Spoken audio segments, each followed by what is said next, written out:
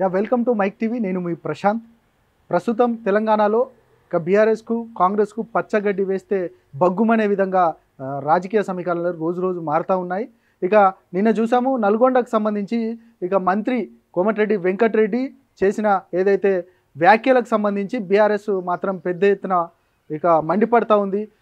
సందీప్ రెడ్డి ఏదైతే అక్కడ ఉన్న జెడ్పీ చైర్పర్సన్ సందీప్ రెడ్డి పైన వ్యాఖ్యలు చేశారంటూ కూడా పెద్ద ఎత్తున ఆరోపణలు చేస్తూ ఉంది. దీనికి సంబంధించి మనతో మాట్లాడడానికి నల్గొండ జిల్లాకు సంబంధించిన నాయకుడు, అదేవిధంగా తెలంగాణ ఉద్యమకారుడు, అదేవిధంగా మాజీ కార్పొరేషన్ చైర్మన్ దూదిమెట్ల బాలరాజు యాదవ్ మనతో పాటు ఉన్నారు. అన్ని విషయాలు అడుగుదాం అన్న. నమస్తే. నమస్తే ప్రశాంత్, ఎలా ఉన్నారన్న? బాగున్నా ప్రశాంత్. ఏంటి మీ నల్గొండలో తెలంగాణ మొత్తం ఒకవైపు అయితే నల్గొండలో రాజకీయం మాత్రం డిఫరెంట్గా కనబడుతుంది, ఒక హీట్ పుట్టిస్తుంది. రోజు రోజు రాజకీయ పరిణామాలు మాత్రం మారుతూ ఉంటాయి. కానీ నిన్న జరిగిన సంఘటనకు సంబంధించి ఏదైతే మీ జెడ్పీ చైర్పర్సన్ సందీప్ రెడ్డి పైన ఇప్పుడు మంత్రి వ్యాఖ్యలను మీరు ఎట్లా చూస్తారు? అక్కడ జరుగుతున్న పరిణామాలు ఏంటి అంటే మీరు ఏం చెప్తారు? మీరు ఏదైతే మాటల యుద్ధం అన్నారో అది మాటల యుద్ధం కాదు. ఇవాళ తెలంగాణ ప్రజలకు ఇచ్చిన హామీల్ని అమలు చేయలేక చేతగాని యుద్ధం అని చెప్తాను నేను ఇవాళ. ఎందుకంటే మాటల యుద్ధం అని మీరు అంటారు, చేతగాని యుద్ధం అని నేను అంటా ఉన్నా. ఎందుకంటే ఇచ్చిన హామీని అమలు చేయలేకపోతా ఉన్నారు వాళ్ళు. ఇచ్చినటువంటి హామీలలో ప్రధానంగా ఏదైతే సోనియా గాంధీ జన్మదినం రోజు అమలు చేస్తామన్న రుణమాఫీ 2 లక్షలు అమలు చేయలేరు. అదేవిధంగా రైతు భరోసా నిధులు ఇంకా రైతుల ఖాతాలోకి చేరలేదు. కాబట్టి అదేవిధంగా ఇవాళ ముసలమ్మలకు ముసలయ్యలకు ఇస్తున్న 4,000 పింఛన్ అమలు చేయని పరిస్థితి. అదేవిధంగా 500 రూపాయల సపోర్ట్ ప్రైస్ తోటి ఇవాళ రైతులకు భరోసా ఇవ్వని పరిస్థితి. కాబట్టి ఇవన్నీ ఇచ్చిన హామీని అమలు చేయలేక చేతగాని యుద్ధాన్ని మాటల యుద్ధంగా మీరు అనుకుంటే పొరపాటు అంటున్నా నేను. ఇవాళ కాంగ్రెస్ పార్టీ నాయకులను అడుగుతా ఉన్నా నేను. ఆయన మా మంత్రిగా మాటల యుద్ధం కూడా కాదన్న, ఆరోపణలు ప్రత్యారోపణలు అసలు మామూలుగా లేదు. వ్యక్తిగత విమర్శలు, వ్యక్తిగత ఆరోపణలు అసలు ఆ దూషణ దిశగా వెళ్ళిపోతున్న పరిస్థితి కనబడతా ఉంది. అసలు ఇవాళ వెంకటరెడ్డి గారి ఒక సీనియర్ నాయకుడు, వారు 5 సంవత్సరాలు 5 సార్లు శాసనసభ్యుడిగా పనిచేసినారు, 2 సార్లు మంత్రిగా పనిచేసినారు, పార్లమెంట్ గా సభ్యుడిగా పనిచేస్తున్నటువంటి సందర్భాన్ని కూడా చూసినాం. కాబట్టి వారు లాంటి వాళ్ళు కేటీఆర్ గారి పైన, కేసీఆర్ గారి పైన, కేసీఆర్ గారి కుటుంబం పైన ఏది పడితే అది మాట్లాడడం అనేది వారి యొక్క విజ్ఞతగా వదిలేస్తున్నా నేను. ఎందుకంటే అంత రాజకీయ అనుభవం ఉన్నటువంటి వాళ్ళు కేసీఆర్ని పట్టుకొని అవినీతి పరుడుగా చిత్రీకరిస్తూ తెలంగాణ రాష్ట్రం అనేది లేకపోతే ఇలా రేవంత్ సీఎం అయ్యేటోడా? ఇలా తెలంగాణ రాష్ట్రం అనేది లేకపోతే ఉమ్మడి రాష్ట్రంలో మళ్ళీ కోమటిరెడ్డి వెంకటరెడ్డి గారు మంత్రి అయ్యేటోళ్ళ? తెలంగాణ రాష్ట్రం అనేది లేకపోతే ఉమ్మడి రాష్ట్రంలో రేవంత్ రెడ్డి ముఖ్యమంత్రి అయ్యేటోడా? వీళ్ళు అనుభవిస్తున్నటువంటి పదవులు కేసీఆర్ గారి యొక్క ఉద్యమ ఫలితాన్ని వచ్చిన పదవులు ఉంటా నేను.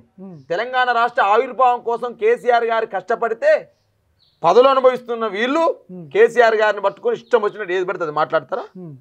రేవంత్ రెడ్డి కాలి గోటికి సరిపోడట కేసీఆర్, రేవంత్ రెడ్డి కాలి గోటికి సరిపోడు కేటీఆర్ అని మాట్లాడుతూ ఉన్నారు. రేవంత్ రెడ్డి యొక్క ఉద్యమ నేపథ్యాన్ని చూద్దాం, కేసీఆర్ ఉద్యమ నేపథ్యాన్ని చూద్దాం.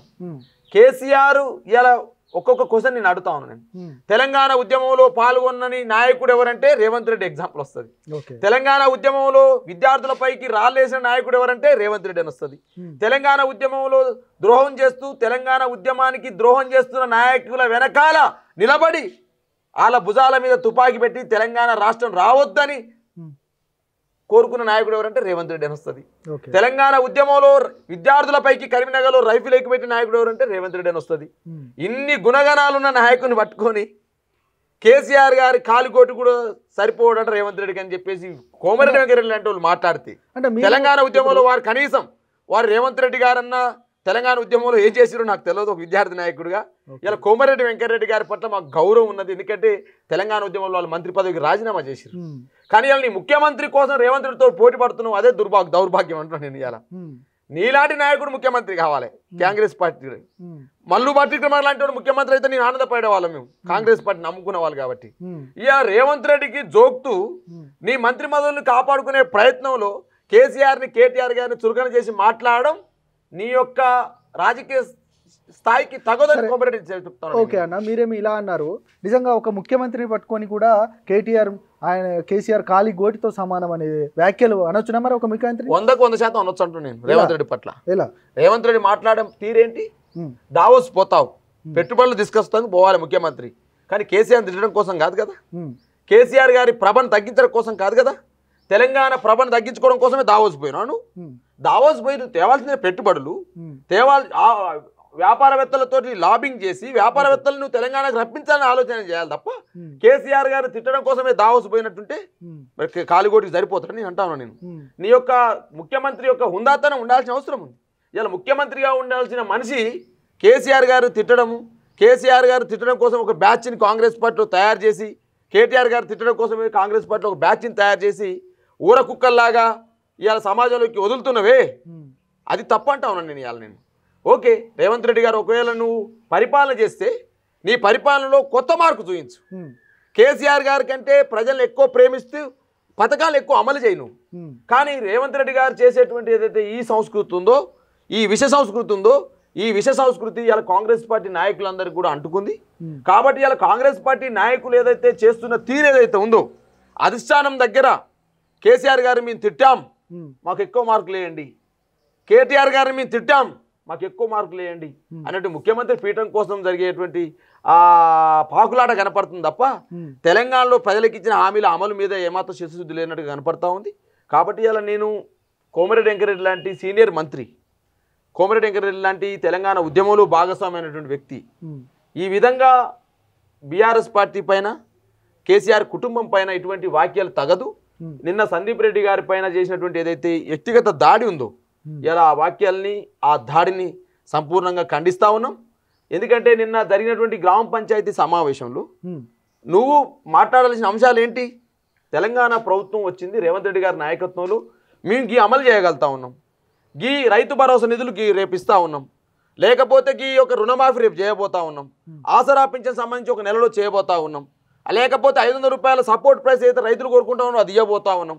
ఈ అంశాలని చెప్పాలి తప్ప వ్యక్తిగతమైనటువంటి దాడులు ఏంటి అంటున్నాను నేను, వ్యక్తిగతమైనటువంటి పదజాలంతో దూషణలు ఏంటి అంటున్నాను నేను. కాబట్టి ఇది 100% ఇది తగదు. ఇవాళ బీఆర్ఎస్ పార్టీ నాయకత్వాన్ని కిల్ చేయాలనేటువంటి ఒకవైపు రేవంత్ రెడ్డికి చెప్తా ఉన్నారు, 100 మీటర్ల లోతు బొంద పెడతాని చెప్పేసి మాట్లాడతారు. ఇవాళ నేను అంటా ఉన్నా మీ మైక్ టీ ద్వారా, ఒకవేళ మీరు 100 రోజులలో 6 గ్యారంటీలు అమలు చేయలేకపోతే 100 మీటర్లు కాదు నాయన 1000 మీటర్లు మిమ్మల్ని తొక్కి పెడతారు కాంగ్రెస్ని తెలంగాణ ప్రజలు. ఇవాళ 100% ఇవాళ మీరు 100 రోజులలో ఈ 6 గ్యారంటీలు అమలు చేయలేకపోతే మమ్మల్ని 100 ఫీట్లు 100 మీటర్లు బొంద పెట్టడం కాదు, మిమ్మల్ని 1000 ఫీట్ల లోతు బొంద పెడతారని నేను అంటా ఉన్నా. కాబట్టి ఇలా ఖచ్చితంగా ఒకరికొకరు పోటీలు పడుతూ రేవంత్ రెడ్డి గారిని ఏదో జోక్తే మాకు మంత్రి పదవి ఏదో ఉంటుందని చెప్పి ఆలోచనతోటి ఇవన్నీ కూడా మాట్లాడే మాటలు తప్ప. సరే, ఇంకొక ఏంటంటే మీ వ్యక్తిగత విషయాలకు వస్తే ఏందన్నా, మీ పార్లమెంటు టికెట్ ఇవ్వాలంటూ కూడా మీ ఏదైతే కాలేజ్ స్టూడెంట్స్ కూడా రోడ్ల మీదకి వచ్చి ధర్నాలు చేస్తూ ఉన్నారు. ఏంటి అంత నీకు అంత క్రేజ్ ఉండడానికి కారణం ఏందన్నా? అసలు ఏం జరుగుతుంది? 100% ప్రశాంత్, ఇప్పుడు భువనగిరి పార్లమెంట్ అంటేనే బలహీన వర్గాలకు ఎక్కువ ప్రాధాన్యత ఉన్న ప్రాంతం. అది మొదటి నుంచి కూడా 2009లో 2014లో 2019 లోక్సభ ఎలక్షన్స్లో కూడా బీసీలకు అవకాశం ఇచ్చారు. కాబట్టి ఇలా బలహీన వర్గాలకు సంబంధించి టోటల్గా 7 అసెంబ్లీ స్థానాలు భువనగిరి పార్లమెంట్లో ఉంటే 7 అసెంబ్లీ స్థానాలు 2 అసెంబ్లీ స్థానాలు ఎస్సీలకు రిజర్వ్డ్, మిగతా 5 కూడా ఓసీలకు రెడ్లకు ఇచ్చారు మొన్న బీఆర్ఎస్ పార్టీ నుంచి. కాబట్టి బలహీన వర్గాల నాయకత్వానికి ఒక గొంతు ఉండాలి కదా. బలహీన వర్గాలకు ఆ హక్కుల కోసం కొట్లాడే వాళ్ళు, ఆ హక్కుల గురించి మాట్లాడే వాళ్ళు బీఆర్ఎస్ పార్టీలో బలహీన వర్గాల నాయకుడిని ముందుకు తోయాలనే ఆలోచన ఆ కింది స్థాయి ప్రజల్లో వచ్చింది. కాబట్టి ఇలా విద్యార్థి నుంచి, యువకుడు నుంచి, రైతు నుంచి, మహిళ వరకు, మహిళ నుంచి సామాన్య ప్రజల వరకు ఇలా బలహీన వర్గాల నాయకుడు భువనగిరి పార్లమెంటుకి వస్తే బాగుంటుంది అనేటువంటి ఆశాభావాన్ని వాళ్ళ యొక్క ప్రెస్ మీట్ల ద్వారా కావచ్చు, వాళ్ళు సంబంధించి రకాల సందర్భాల్లో రోడ్ల మీదకి వచ్చి తెలియజేస్తా ఉన్నారు. 100% ఇలా బీఆర్ఎస్ పార్టీ కూడా ఆ వైపుగా దిశగా ప్రయత్నం చేస్తా ఉంది. మధునాయకుడు కూడా నిజంగా అన్న, అంటే నల్గొండ అనగానే రెడ్డి సామాజిక వర్గం బలంగా రాజకీయంగా అక్కడ చాలా సంవత్సరాల నుంచి వేళ్ళూనుముకున్నది అనేది మాత్రం అందరూ బహిర్గతంగానే చెప్తారు. అక్కడ ఉన్న సందర్భం అంటే ఆ రెడ్డి సామాజిక వర్గాన్ని లేకపోతే ఆ ప్రాబల్యాన్ని మీరు తట్టుకొని ఎన్నికలలో ఒకవేళ మీ టికెట్ వస్తే ఎట్లా నిలబడతారన్న? అసలు నాకు తెలిసి తెలంగాణ వాదం బలమైంది, తెలంగాణ ఉద్యమంలో పనిచేసిన ఆ ఉద్యమ నేపథ్యం బలమైనది, తెలంగాణ రాష్ట్ర ఆవిర్భావం కోసం జైల్లోకి పోయింది బలమైంది, తెలంగాణ రాష్ట్ర ఆవిర్భావం కోసం ఉస్మాన్ షీట్లో చదువుకున్న డాక్టరేట్ చదువు బలమైంది. కాబట్టి ఏ సామాజిక సమీకరణ అయినా నా సామాజిక సమీకరణ ముందు బలాదూరి అంటారు నేను ఇవ్వాలా. కాబట్టి ఇవాళ సామాజికంగా బలైన వర్గాల నాయకత్వం అనేది ఏదైతే ఉందో నల్లగొండ జిల్లాలో ఇప్పటి నుంచి లేదు. అనేక సంవత్సరాలుగా కొమ్ము పాపయ్య నుంచి నోముల నరసింహయ్య వరకు, కమలమ్మ నుంచి మరి అనేక మంది రామ్మూర్తి యాదవ్ వరకు అనేక మంది బడుగు బలహీన వర్గాల నాయకులు, ఒకవైపు ధర్మభిక్షం కావచ్చు, ఒకవైపు కండవ లక్ష్మణ్ బాపూజీ కావచ్చు, అదేవిధంగా అనేక మంది బడుగు బలహీన వర్గాల నాయకులు నల్గొండ జిల్లాలో రాజకీయాల్లో క్రియాశీలక పాత్ర పోషించారు. వారి వారసత్వాన్ని పుణికిపుంచుకొని జిల్లాలో రాజకీయాలకు వచ్చిన వారిని. కాబట్టి సామాజిక వర్గం అనేది నా ఎజెండా కాదు. నా సామాజిక నేపథ్యం తెలంగాణ ఉద్యమం చెప్తా ఉన్నా, నా సామాజిక నేపథ్యం డాక్టరేట్ అని చెప్తా ఉన్నా, నా సామాజిక నేపథ్యం ఈ సమాజంలో కులాలు అంతరించిపోవాలని చెప్పేసి ఒక దళిత ఎస్సీ మాదిగ అమ్మాయిని చేసుకోవడం నా నేపథ్యం అని చెప్తా ఉన్నా. నా సామాజిక నేపథ్యం 52 రోజులు జైల్లో గడపమంటున్నా. నా సామాజిక నేపథ్యం తెలంగాణ ఉద్యమం కోసం గొంతు పిక్కటిల్లేలా 152 కేసులు పెట్టుకున్నా. ఇంతకంటే గొప్ప సామాజిక నేపథ్యం ఏముంటుంది ప్రశాంత్? కాబట్టి నా సామాజిక నేపథ్యం, నా వెనకాలన్న నా తెలంగాణ వాదం దాన్ని ఎత్తికెత్తుకొని మరి అలా తన ప్రాణాలు సైతం లెక్క చేయకుండా తెలంగాణ రాష్ట్రం కోసం కొట్లాడిన కేసీఆర్ నా వెనకాల ఉండని చెప్పేసి నమ్ముతా ఉన్నా. కాబట్టి 100కు 100% బలైన వర్గాలకు ఈ రాష్ట్రంలో 17 పార్లమెంట్ స్థానాల్లో, ఒకటి ఎంఐఎం పోంగా 16 పార్లమెంట్ ఉంటే 16 పార్లమెంట్లలో బలైన వర్గాలకు ఎక్కువగా ఇచ్చే అవకాశం ఉన్నటువంటి పార్లమెంట్ భువనగిరి. కాబట్టి భువనగిరి పార్లమెంటు పైన నా గురి, మా అధినేతకు కూడా అనేక సార్లు నా యొక్క విజ్ఞప్తిని, నా యొక్క మెరిట్స్ని, నా యొక్క సామాజిక నేపథ్యాన్ని మా పార్టీ వర్క్ కేటీఆర్ గారికి, మా అధినేత కేసీఆర్. సామాజిక నేపథ్యాల గురించి టాపిక్ వచ్చినప్పుడు బీసీ సామాజిక వర్గ నినాదాన్ని ఇక బీఆర్ఎస్ ఎత్తుకుంది. ఇక అందులో భాగంగానే కవిత కూడా మొన్న మిగతా రాష్ట్రాలకు పోవడమైనా, ఇక్కడ కూడా రౌండ్ టేబుల్ సమావేశాలు నిర్వహించడమైనా ఇవన్నీ జరుగుతూ ఉన్నాయి. దానిలో మీరు కూడా క్రియాశీలకంగా కనబడతా ఉన్నారు. ఏంటి అసలు మీ ఎత్తుగడ ఏంటి? అసలు రాష్ట్రంలో ఏం చేయబోతున్నారు? ప్రశాంత్ గారు, బలైన వర్గాల హక్కుల్ని ఏ గొంతు ఎత్తుకున్నా ఆ గొంతుకు వెంట నిలబడడం దూదిమెట్ట బాలయ్య యాదవ్ లక్ష్యం. కాబట్టి ఇవాళ ఉస్మాన్ షీట్లో చదువుకున్న బిడ్డలం మేమంతా ఇవాళ డాక్టరేట్ అయ్యి ఇవాళ సమాజంలో అనేక అంతరాలు తొలగిపోవాలనేటువంటి ఒక గొప్ప ఆలోచనతో ముందుకు వచ్చినటువంటి దూదిమెట్ల బాలయ్య యాదవ్ బలైన వర్గాల గొంతు ఏ గొంతు ఎత్తుకున్నా ఆ గొంతుకు అండగా ఉంటుంది. ఇవాళ డెఫినెట్గా మేము అడుగుతా ఉన్నాం. ఏదైతే తెలంగాణ ఉద్యమ సమయంలో రాష్ట్ర అసెంబ్లీలో డాక్టర్ బాబాసాహెబ్ అంబేద్కర్ విగ్రహాన్ని ఎట్లయితే ప్రతిష్ఠించాలని చెప్పేసి ఆ రోజు ఇందిరా పార్క్ దగ్గర ధర్నా చేసినాము. ఇలా డాక్టర్ బాబాసాహెబ్ అంబేద్కర్ చెప్పినాడు నా గురువు పూలే అని. కాబట్టి ఆ పూలే మహాత్ముని యొక్క విగ్రహాన్ని ఇలా కవితక్క గారు కావచ్చు, మిగతా మా బలైన వర్గాలకు సంబంధించినటువంటి ముఖ్య నాయకులందరూ కూడా రౌండ్ టేబుల్ సమావేశాన్ని ఏర్పాటు చేసినాం. డెఫినెట్గా రాష్ట్ర శాసనసభలో ఈ ప్రభుత్వాన్ని మేము డిమాండ్ చేస్తూ ఉన్నాం, పూలే విగ్రహాన్ని వెంటనే ప్రతిష్ఠింపజేయాలని. దానికోసం డెఫినెట్గా కార్యాచరణ రూపొందిస్తాం. ఆ కార్యాచరణలో కలిసి వచ్చే శక్తులని కలుపుకుంటాం. బలైన వర్గాలకు ఎజెండా ఉందంటున్నాను. తెలంగాణ ఉద్యమ నేపథ్యం తర్వాతకి తెలంగాణలో మిగిలిన ఎజెండా బలైన వర్గాల ఎజెండానే. బీజేపీ కూడా అదే ఎజెండా తీసుకుంది కదా, ముందుకు పోయింది. మొన్న ఎన్నికలలో కూడా మేము ఖచ్చితంగా బీసీ ముఖ్యమంత్రి అంటూ కూడా ఆ ఎజెండాను ముందర పెట్టుకొని ఎన్నికలలోకి పోయిన సందర్భం కనబడ్డది. దాంతోపాటు ఇక బీఆర్ఎస్ కూడా అదే నినాదం ఎత్తుకోబోతుందా అంటే ఏం చెప్తారు? అసలు 100% అన్ని రాజకీయ పార్టీల ఎజెండా మీకు ఖచ్చితంగా బీసీ సామాజిక వర్గం దూరమైందని మీరు భావిస్తారా? 100% అన్ని రాజకీయ పార్టీలు బలైన వర్గాల ఎజెండాను ఎత్తుకోవాల్సిందే. ఇలా బలైన వర్గాల జెండాను గొంతయింది బీఆర్ఎస్ పార్టీ చెప్తున్నా, కేసీఆర్ నాయకత్వం అంటున్నా. ఎందుకంటున్నంటే ఇలా తెలంగాణ రాష్ట్రం వచ్చిన తర్వాతకి బలైన వర్గాల హక్కుల కోసం కావచ్చు, బలైన వర్గాల ఆకాంక్షలు నెరవేర్చే విషయంలో కావచ్చు, బలైన వర్గాలకు రాజకీయ ప్రాధాన్యత ఇవ్వడం కావచ్చు, బలైన వర్గాలను రాజకీయంగా ఎదుగుదల విషయంలో అనేక అంశాలని కేసీఆర్ గారి నాయకత్వంలో ఉన్న ప్రభుత్వం అనేక అంశాలను పొందుపరిచింది. ఒకటి, మార్కెట్ కమిటీలో రిజర్వేషన్లు. గతంలో ఎమ్మెల్యే ఎవరైతే ఫైనాన్స్ చేస్తారో ఆ ఎమ్మెల్యే కింద ఉన్న వ్యక్తి ఏ కులమైనా లేదు, ఆ ఫైనాన్స్ చేసిన వాడే మార్కెట్ కమిటీ చైర్మన్ అయ్యేది. కానీ మార్కెట్ కమిటీలో భారతదేశంలో ఏ రాష్ట్రంలో కూడా రిజర్వేషన్ తీసుకురాలి ఎస్సీ ఎస్టీ బీసీ మైనార్టీ వర్గాల కోసం కేసీఆర్ గారి నాయకత్వం తీసుకొచ్చింది. First point. రెండో పాయింట్, లండన్ చదువులన్నా, ఫారెన్ చదువులన్నా, అమెరికా చదువులన్నా కింది వర్గాలకు దూరమైన రోజులలో ఫారెన్ చదువులైనా, లండన్ చదువులైనా, అమెరికా చదువులైనా కింది వర్గాల పిల్లలు కూడా పోగలుగుతారని చెప్పేసి అలా అంబేద్కర్ ఓవర్సీస్ పథకం కావచ్చు, పూలే ఓవర్సీస్ పథకం కావచ్చు, 20 లక్షల రూపాయలు సపోర్ట్ చేస్తూ తీసుకొచ్చిన పథకాన్ని బలైన వర్గాల కోసం, ఆత్మగౌరవ భవనాల పేరుతోటి ఇలా ఆర్థికంగా ఈ కులాన్ని డెవలప్ చేయడం కోసం, బీసీ డెవలప్ చేయడం కోసం తీసుకొచ్చినటువంటి పథకాల విషయంలో కావచ్చు. అంటే అనేక అంశాలు, ఒకటి నుంచి అనేక అంశాలు చెప్పగలను నేను. కాబట్టి బలైన వర్గాలు బీఆర్ఎస్ తో లేరనేది కాదు. ఈ దేశ చరిత్రలో అందరూ కూడా బీసీలకు మేము న్యాయం చేస్తాం, బీసీల కోసమే పార్టీ పుట్టిందన్న పార్టీలే ఇంతవరకు బీసీలకు న్యాయం చేసే పరిస్థితి లేదు. ఇక ఇప్పుడు మీ పార్టీ ఈ నినాదాన్ని ఎత్తుకుంది, ఎంతవరకు తీసుకెళ్తుందో చూద్దాం. కానీ ఇంకొక పెద్ద ఆరోపణ చేస్తూ ఉన్నారు బీజేపీ రఘునందన్ రావు. ఇక కవిత ఒంటరి అయిపోయింది, కవితకు సంబంధించి పూర్తిగా ఏదైతే మధ్యలో విభేదాలు ఉన్నాయి, కవితకు ఏదైతే కేటీఆర్కు ఆ కుటుంబానికి మధ్యలో విభేదాలు ఉన్నాయి. అందుకే కవిత ఏ ప్రోగ్రాం చేసినా కూడా కవిత వెనకాల ఫోటోలు పెట్టుకోవడం లేదు, ఇటు పార్టీ అయినా కావచ్చు కేసీఆర్ అయినా అనేది ఒక ప్రధానమైన ఆరోపణ చేస్తున్నాడు. నిజంగా అదే జరగబోతుందా? నిజంగా విభేదాలు ఉన్నాయి కవితకి? ఎందుకంటే మీరు కవితకు దగ్గరగా ఉండే పరిస్థితి, నిజంగా ఆ విభేదాలు ఏమైనా ఉన్నాయి? మేము కేసీఆర్ గారి సైనికులుగా, బీఆర్ఎస్ పార్టీ అధికార ప్రతినిధిగా ఇవాళ ఏదో కొత్త కోణాన్ని సృష్టించి బీఆర్ఎస్ పార్టీలో అలజడి జరుగుతూ ఉంది, బీఆర్ఎస్ పార్టీలో అసంతృప్తి ఉంది అనేటువంటి కొత్త కోణాన్ని ఈ ఒక్కసారిగా తీసుకొచ్చేది. మొదటిసారి కేసీఆర్ గారు తొలి ముఖ్యమంత్రి అయినప్పుడే అప్పుడు కూడా చెప్పినారు కేసీఆర్ గారికి ఆరోగ్యం బాగలేదని, తొందరలోనే అమెరికాకు పోయి ఆపరేషన్ చేసుకుంటుండని, కేసీఆర్ గారికి ఇది బాగాలేదు అది బాగాలేదు అని చెప్పేసి పుకార్లు సృష్టించిన మాట వాస్తవం. అంటే బీఆర్ఎస్ పార్టీ ఓడిపోయిన ప్రతిసారి, బీఆర్ఎస్ పార్టీ కింద పడ్డ ప్రతిసారి ఇటువంటి పుకార్లు షికార్లు లెక్క చాలా తిరుగుతూనే ఉంటాయి బయట సమాజంలో. అవి పుకార్లు షికార్లు మాత్రమే, వాస్తవాలు కావవి.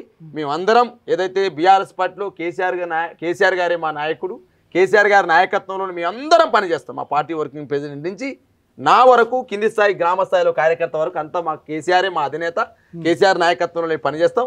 మాకు గ్రూపులు లేవు, తగాదాలు లేవు, ఏం లేవు. ఒకవేళ మాలో గ్రూపులు ఉంటే బాగుండని కలగనే వాళ్ళు కొంతమంది ఉన్నారు, మాలో అసంతృప్తి ఉంటే బాగుండని కలగనే వాళ్ళు కొంతమంది ఉన్నారు. అంటే వాళ్ళు తెలంగాణ ప్రజలకు ఏం చేద్దామని ఆలోచన లేదు.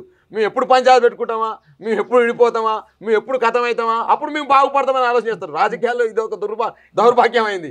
ప్రజల మనసును గెలిచి బాగుపడాలని ఆలోచన చేయాలి, కానీ మేము ఎప్పుడు పంచాయతీ పెట్టుకుంటే బాగుపడతాం అనే వాళ్ళ సంఖ్య ఎక్కువైంది. ఇలా ఆ మాటలే రఘునందనరావు గారి మాటలు.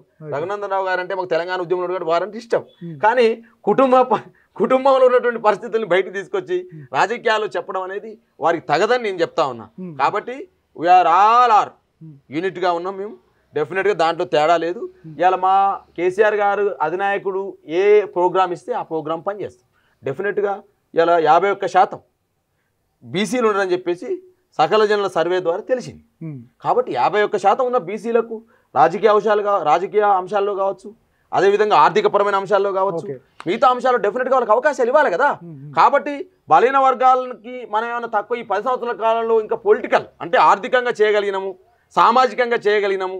అదేవిధంగా సార్ ఇలా నేను చెప్తా ఉన్నా, కొండల లక్ష్మణ్ బాపూజీ జయంతి వర్ధంతుల్ని కేసీఆర్ గారి నాయకత్వమే అధికారికంగా నిర్వహించింది.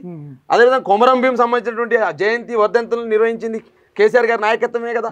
అదేవిధంగా సర్దార్ సర్వాయి పాపన్న జయంతి వర్ధంతిని నిర్వహించింది కేసీఆర్ నాయకత్వమే కదా.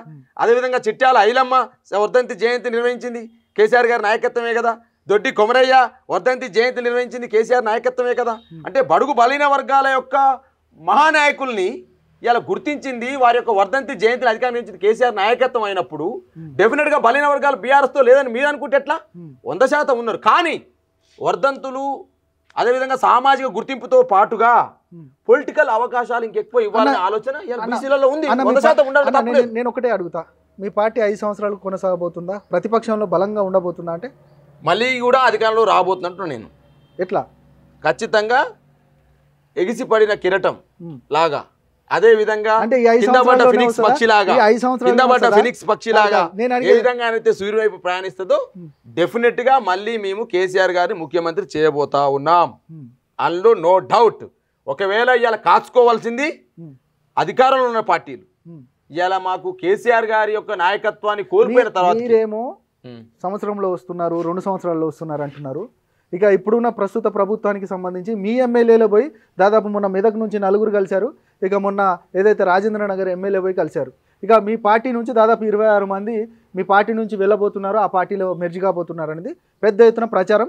దానిలో భాగంగానే ఈ 5 పోయి కలిసిరు అనేది కూడా ప్రచారం జరుగుతుంది. నిజమా? ఏంది అసలు మీ పార్టీ పరిస్థితి ఏంది? ప్రశాంత్ గారు, మీరు కూడా ప్రెస్ మీట్లో ఉన్నారు, తెలంగాణ భవన్లో పెట్టినటువంటి ప్రెస్ మీట్లో పోయినటువంటి ఎమ్మెల్యేలు ఎందుకు పోయినారు, ఎందుకు కలిసినారు, ఏ కారణంతో కలిసినారనే అంశాన్ని వాళ్ళు చెప్పినారు. తర్వాత ప్రకాష్ గౌడ్ గారు పోయినారు, వారు ఎందుకు కలిసినారు, ఎందుకోసం పోయినారు అనే అంశాన్ని చెప్పినారు. మళ్ళీ అంశాల జోలికి నిలదలుచుకోలేదు. కాబట్టి నేనేమంటున్నంటే ఇవాళ మా పార్టీ అధికారాన్ని కోల్పోయింది, ప్రతిపక్షంలో ఉన్నాం. మేము నిర్మాణాత్మక పాత్రను పోషించామని చెప్పేసి మా అధినాయకుడు మా కేసీఆర్ గారు సూచించినారు. అధికారం అనేది వాళ్ళకి ఇచ్చినారు డెమోక్రసీలో. కాబట్టి మేము నిర్మాణాత్మక పాత్ర పోషించామని మేము చెప్పినప్పుడు ఇవాళ మళ్ళీ వాళ్ళు ఒకవైపు మమ్మల్ని ప్రత్యర్థులు అంతకుముందు దాడి చేశారు కదా, మీ ఎమ్మెల్యేలు లాక్కున్నాం, మీ ఎమ్మెల్యేలు మొత్తం కూడా మాకు మొత్తం మా దాన్ని కాంగ్రెస్ పార్టీ విలీనం చేసుకుని చెప్పేసి మాట్లాడినారు కదా. మరి ఇలా వాళ్ళు చేస్తున్న పని ఏంటి? నేను ఇలా మా ఎమ్మెల్యేలు ఒకవేళ మా ఎమ్మెల్యేలు వాస్తవంగా చెప్పినారు ప్రెస్ ముందు, వాళ్ళు చేస్తున్న దాడులు ఏంటి? ఒకవైపు వారి మంత్రి కోమటిరెడ్డి వెంకరెడ్డి గారు ఏం చెప్పినారు?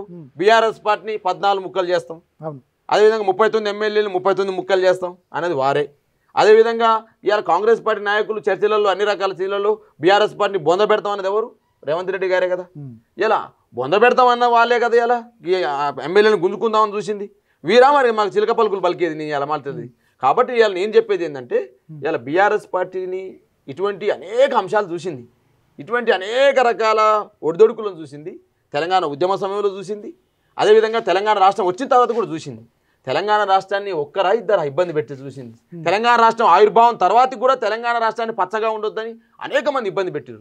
కాబట్టి అనేక ఒడిదొడుకులు తట్టుకుంది కేసీఆర్ నాయకత్వం, అనేక ఒడిదొడుకులు తట్టుకుంది బీఆర్ఎస్ పార్టీ. ఉండేది బీఆర్ఎస్ఏ, రేపు వచ్చేది కూడా బీఆర్ఎస్ఏ.